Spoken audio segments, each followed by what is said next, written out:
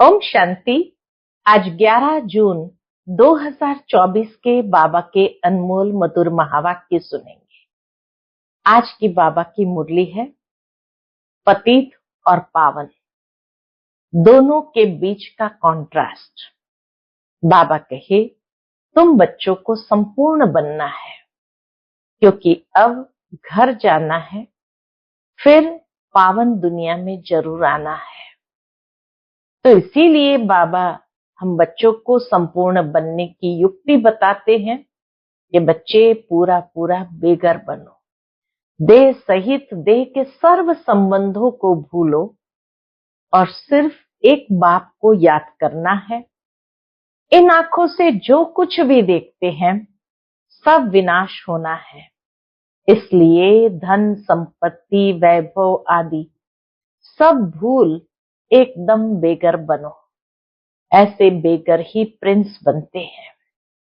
तो सुनते हैं आज के बाबा के अनमोल मधुर महावाक्य। ओम शांति। मीठे बच्चे, अब तुम्हें संपूर्ण बनना है। क्यों? क्योंकि वापस घर जाना है और फिर पावन दुनिया में आना है। आज की मुरली से प्रश्न है, संपूर्ण पावन बनने की युक्ति कौन सी है? उत्तर, संपूर्ण पावन बनना है तो पूरा बेघर बनो, देह सहित सब संबंधों को भूलो और मुझे याद करो, तब पावन बनेंगे। अब तुम इन आंखों से जो कुछ देखते हो यह सब विनाश होना है, इसलिए धन संपत्ति वैभव आदि सब भूल बेघर बनो। ऐसे बेघर ही प्रिंस बनते हैं। ओम शांति। मीठे मीठे रूहानी बच्चों प्रति रूहानी बाप समझा रहे हैं। बच्चे यह तो अच्छी रीति समझते हैं कि शुरू में आत्माएं सब पवित्र रहती है, हम ही पावन थे। पतित और पावन, पतित और पावन ये आत्मा के लिए ही कहा जाता है। आत्मा पावन है तो सुख है।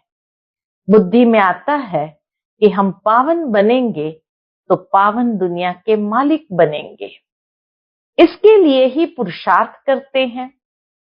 5000 वर्ष पहले पावन दुनिया थी, उसमें आधा कल्प तुम पावन थे, बाकी रहा आधा कल्प। यह बातें और कोई समझ नहीं सकते। तुम जानते हो पतित और पावन, सुख और दुख, दिन और रात आधा आधा है।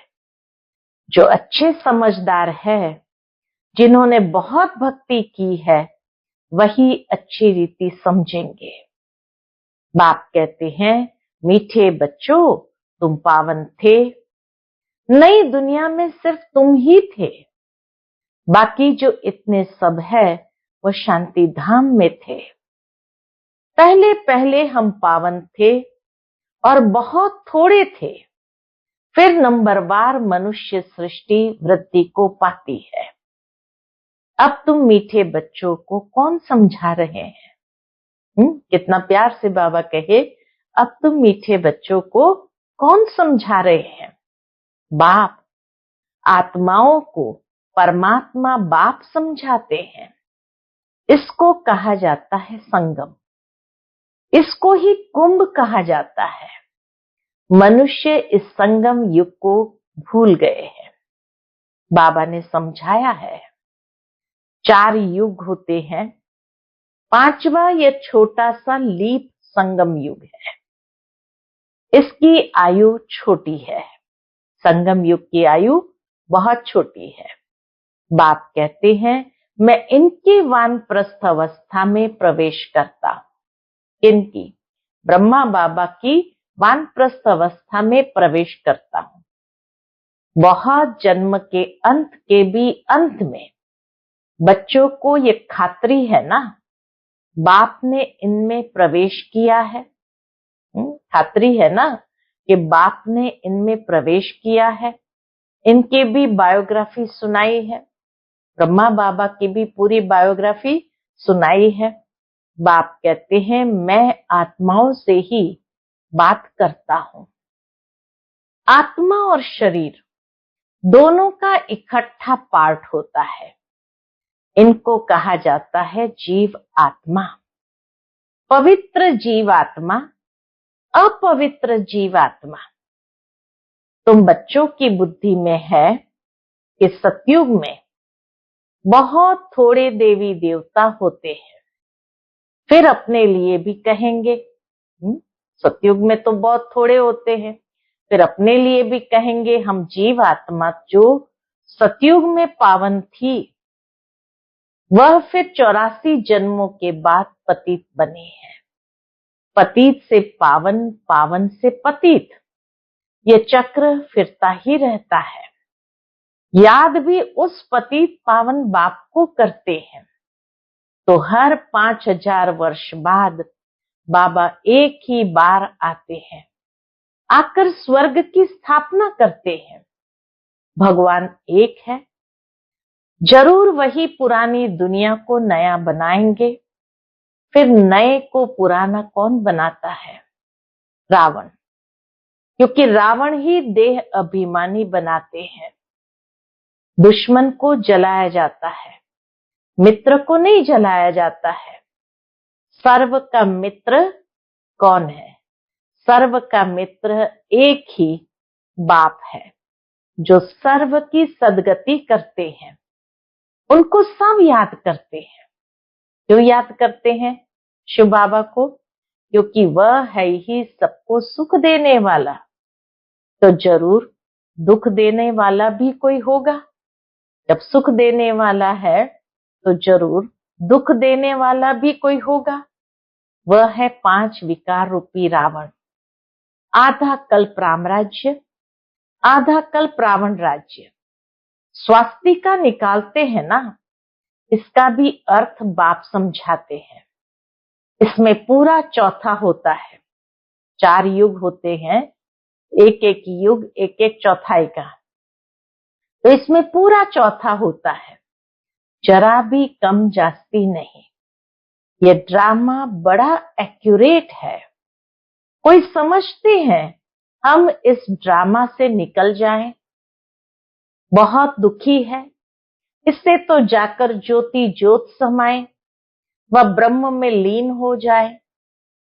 कई लोग सोचते हैं कि बहुत दुख है, क्यों ये ड्रामा के चक्र में आना, इसे तो निकल जाए, ज्योति ज्योत समा जाए, ब्रह्म में लीन हो जाए।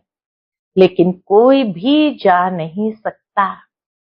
एक बार आए हैं तो अनेक प्रकार के कर्म किए हैं, और वो कर्म बंधन अनेक आत्माओं के साथ बंधते जाते हैं, तो उसको चुकाना तो पड़ेगा, उससे छूट तो नहीं सकते हैं। तो इसीलिए बाबा कहे कोई भी जा नहीं सकता। क्या क्या ख्यालात करते हैं।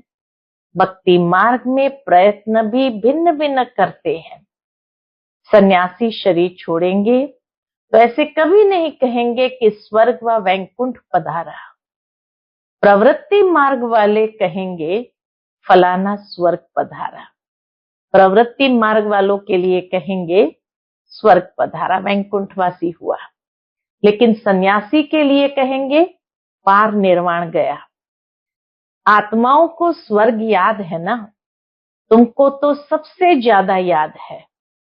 तुमको दोनों ही हिस्ट्री ज्योग्राफी का पता है। हम बाबा कहे दोनों की हिस्ट्री ज्योग्राफी का पता है, और कोई को पता नहीं है। तुमको भी पता नहीं था। बाप बैठ बच्चों को सब राह समझाते हैं। ये मनुष्य सृष्टि रूपी वृक्ष है। वृक्ष का जरूर बीज भी होना चाहिए। बाप ही समझाते हैं पावन दुनिया कैसे पतित बनती है, फिर मैं पावन बनाता हूं। पतित से पावन कौन बनाते? एक बाबा ही बनाते हैं। पावन दुनिया को कहा जाता है स्वर्ग। पावन दुनिया है स्वर्ग। स्वर्ग पास्ट हो गया, फिर जरूर रिपीट होना है। इसलिए कहा जाता है वर्ल्ड की हिस्ट्री रिपीट होती है, अर्थात वर्ल्ड ही पुरानी से नई, नई से पुरानी होती है। रिपीट माना ही ड्रामा। ड्रामा अक्षर बहुत अच्छा है, शोभता है। चक्र हूबहू फिरता ही रहता है। नाटक को हूबहू नहीं कहा जाता। कोई बीमार हो पड़ते हैं तो छुट्टी ले लेते हैं। तो तुम बच्चों की बुद्धि में है, हम पूज्य देवता थे, फिर पुजारी बने। बाप आकर पतित से पावन बनने की युक्ति बताते हैं, जो कि 5000 वर्ष पहले बताई थी। सिर्फ कहते हैं बच्चों मुझे याद करो। बाप पहले पहले तुमको आत्माभिमानी बनाते हैं। पहले पहले यह सबक यानी पाठ देते हैं, बच्चे अपने को आत्मा समझो और बाप को याद करो। हम बाबा आकर के सबसे पहले हमें आत्माभिमानी बनाते हैं और पहला पहला पाठ यही पढ़ाते हैं कि अपने को आत्मा समझो और बाप को याद करो। इतना तुमको याद कराता हूं, तुम फिर भी भूल जाते हो। भूलते ही रहेंगे जब तक ड्रामा का अंत आए। अंत में जब विनाश का समय होगा तब पढ़ाई पूरी होगी, फिर तुम शरीर छोड़ देंगे। जैसे सर्प भी एक पुरानी खाल छोड़ देते हैं ना, तो बाप भी समझाते हैं। तुम जब बैठते हो अथवा चलते फिरते हो, देही अभिमानी होकर रहो। आगे तुमको देह अभिमान था, अब बाप कहते हैं आत्म अभिमानी बनो। देह अभिमान में आने से तुमको 5 विकार पकड़ लेते हैं। आत्म अभिमानी बनने से कोई विकार पकड़ेगा नहीं। देही अभिमानी बन बाप को बहुत प्यार से याद करना है। आत्माओं को परमात्मा बाप का प्यार मिलता है।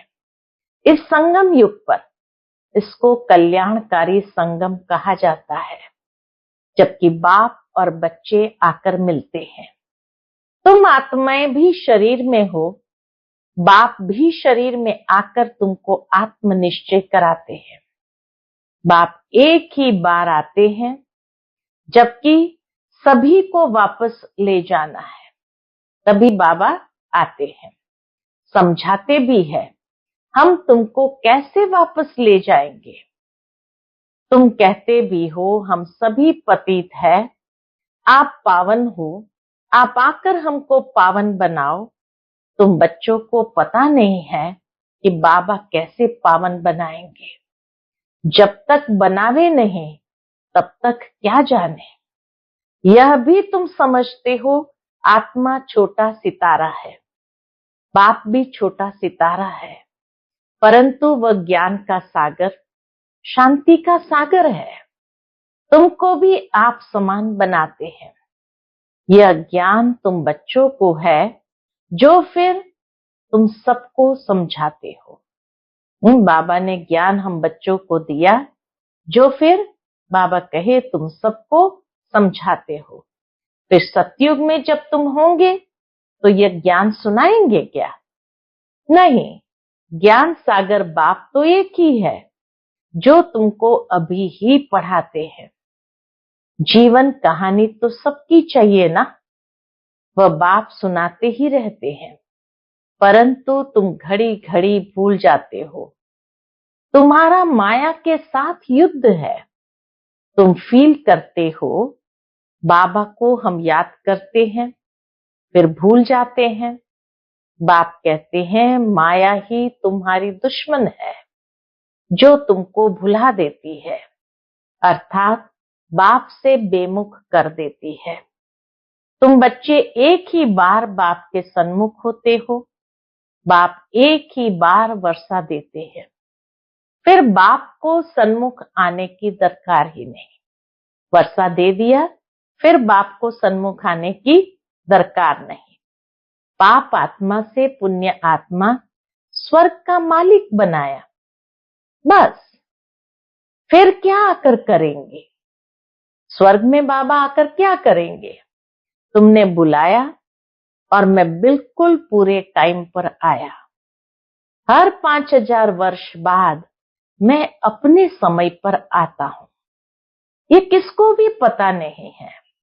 शिवरात्रि क्यों मनाते हैं, उसने क्या किया, किसको भी पता नहीं है। इसलिए शिवरात्रि की हॉलीडे आदि कुछ नहीं करते। और सबकी हॉलीडे करते हैं, लेकिन शिव बाबा आते हैं, इतना पाठ बजाते हैं, उनका कोई को भी पता नहीं पड़ता, अर्थ ही नहीं जानते। भारत में कितना अज्ञान है। तुम बच्चे जानते हो, क्या जानते हो कि शिव बाबा ही ऊंचते ऊंच है, तो जरूर मनुष्य को ऊंचते ऊंच बनाएंगे। बाप कहते हैं मैंने इनको ज्ञान दिया, योग सिखाया, फिर वह नर से नारायण बना।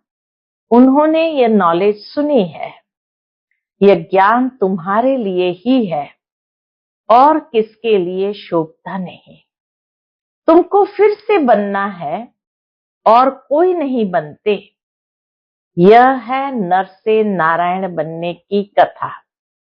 जिन्होंने और धर्म स्थापन किए, सब पुनर्जन्म लेते लेते तमो प्रधान बने हैं।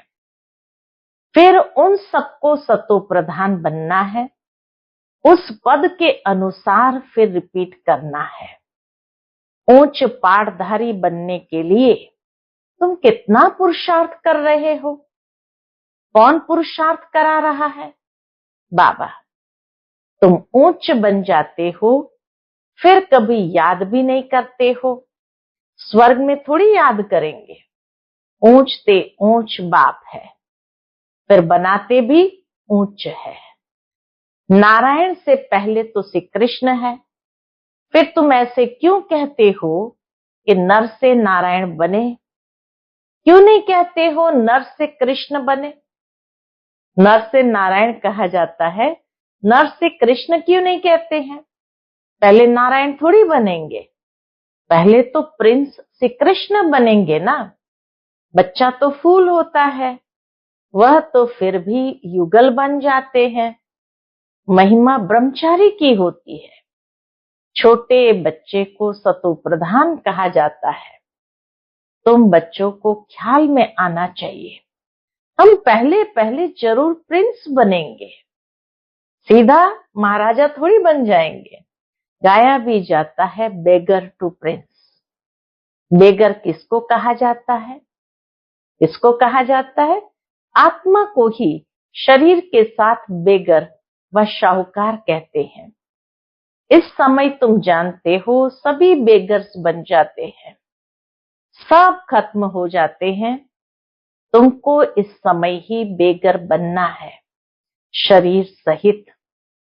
पाए पैसे जो कुछ है खत्म हो जाएंगे। आत्मा को बेगर बनना है, सब कुछ छोड़ना है, फिर प्रिंस बनना है। तुम जानते हो धन दौलत आदि सब छोड़कर बेगर बन हम घर जाएंगे, फिर नई दुनिया में प्रिंस बनकर आएंगे। जो कुछ भी है सब कुछ छोड़ना है। बाबा कहे जो कुछ भी है सब कुछ छोड़ना है। यह पुरानी चीज कोई काम की नहीं है। आत्मा पवित्र बन जाएंगी, फिर यहाँ आएगी पाठ बजाने। जैसे ही आत्मा पवित्र बन जाएंगी, यहाँ से जाएंगी और फिर आएंगे नया पाठ बजाने। कल्प पहले मिसल। जितना जितना तुम धारणा करेंगे उतना उच्च पद मिलेगा। बल इस समय किसी के पास 5 करोड़ है, सब खत्म हो जाएंगे। बाबा कहे कुछ भी रहना नहीं है, सब खत्म हो जाएंगे। हम फिर से अपनी नई दुनिया में जाते हैं। यहाँ तुम आए हो नई दुनिया में जाने के लिए, और कोई सत्संग नहीं जिसमें कोई समझे कि हम नई दुनिया के लिए पढ़ रहे हैं। तुम बच्चों की बुद्धि में है बाबा हमको पहले क्या बनाते हैं? बाबा हमको पहले बेगर बनाकर फिर प्रिंस बनाते हैं। देह के सब संबंध छोड़े तो बेगर ठहराना कुछ भी है नहीं। अभी भारत में कुछ भी नहीं है। भारत अभी बेगर इनसॉल्वेंट है, फिर सॉल्वेंट होगा। कौन बनते हैं? आत्मा शरीर द्वारा बनती है। अभी राजा रानी भी है नहीं। अभी सारी दुनिया में देखो तो कहां पर भी राजा रानी का राज्य नहीं है, वह भी इंसॉल्वेंट है। राजा रानी का ताज भी नहीं है, न वह ताज है न रतन जड़ित ताज है, न पवित्रता का ताज है न रतन जड़ित ताज है। अंधेरी नगरी है, सर्वव्यापी कह देते हैं। गोया सब में भगवान है, सब एक समान है। कुत्ते बिल्ली सब में है, इसको कहा जाता है अंधेरी नगरी। तुम ब्राह्मणों की रात थी, अब समझते हो ज्ञान दिन आ रहा है। सतयुग में सभी जागती ज्योत है, अभी दीवा बिल्कुल डल हो गया है। भारत में ही दीवा जगाने की रस्म है, और कोई थोड़ी दीवा जगाते हैं। तुम्हारी ज्योति उझाई हुई है। सतो प्रधान विश्व के मालिक थे, वह ताकत कम होते होते अभी कुछ ताकत ही नहीं रही है। फिर बाप आए हैं तुमको ताकत देने। बैटरी भरती है। आत्मा को परमात्मा बाप की याद रहने से बैटरी भरती है। आत्मा को परमात्मा बाप की याद रहने से फिर बैटरी भरती है। अच्छा, मीठे मीठे सिकिलदे बच्चों प्रति माता पिता बाप दादा का याद प्यार और गुड मॉर्निंग। रूहानी बाप की रूहानी बच्चों को नमस्ते। हम सभी रूहानी बच्चों की रूहानी माता पिता बाप दादा को याद प्यार, गुड मॉर्निंग और नमस्ते नमस्ते। शुक्रिया बाबा, शुक्रिया। आज की मुरली से धारणा के लिए मुख्य सार है। पहली पॉइंट, अब नाटक पूरा हो रहा है, हमें वापस जाना है। इसलिए आत्मा को बाप की याद से सतो प्रधान पावन जरूर बनाना है। बाप समान ज्ञान का सागर, शांति का सागर अभी ही बनना है। दूसरी पॉइंट, इस देह से भी पूरा बेगर बनने के लिए क्या करना पड़ेगा? इस देह से भी पूरा बेगर बनने के लिए बुद्धि में रहे कि इन आंखों से जो कुछ भी देखते हैं वह सब खत्म हो जाना है। हमें बेगर से प्रिंस बनना है। हमारी पढ़ाई है ही नई दुनिया के लिए। आज का बाप दादा का मधुर वरदान हम बच्चों के प्रति है। चमत्कार दिखाने के बजाय अविनाशी भाग्य का चमकता हुआ सितारा बनाने वाले सिद्धि स्वरूप भव। चमत्कार दिखाने के बजाय अविनाशी भाग्य का चमकता हुआ सितारा बनाने वाले सिद्धि स्वरूप भव। आजकल जो अल्पकाल की सिद्धि वाले हैं वह लास्ट में ऊपर से आने के कारण सतो प्रधान स्टेज के प्रमाण पवित्रता के फल स्वरूप अल्पकाल के चमत्कार दिखाते हैं।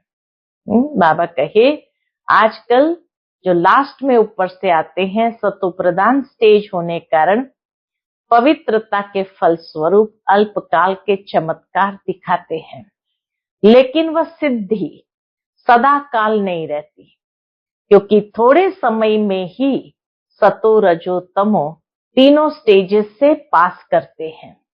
आप पवित्र आत्माएं सदा सिद्धि स्वरूप है। चमत्कार दिखाने के बजाय चमकती हुई ज्योति स्वरूप बनाने वाले हो। चमत्कार दिखाने के बजाय चमकती हुई ज्योति स्वरूप बनाने वाले हैं। अविनाशी भाग्य का चमकता हुआ सितारा बनाने वाले हैं। इसलिए सब आपके पास ही अंजलि लेने आएंगे। आज का स्लोगन है, बेहद की वैराग्य वृत्ति का वायुमंडल हो तो सहयोगी सहज योगी बन जाएंगे। बेहद की वैराग्य वृत्ति का वायुमंडल हो तो सहयोगी सहज योगी बन जाएंगे। हमारे बेहद के वैराग्य वृत्ति के वाइब्रेशंस दूसरी आत्मा के अंदर भी सहजता से वो वैराग्य उत्पन्न करता है, जिसके कारण वो नजदीक समीप सहयोगी होती है। सहज योगी बनने की हिम्मत उनमें भी आ जाती है। अच्छा, ओम शांति।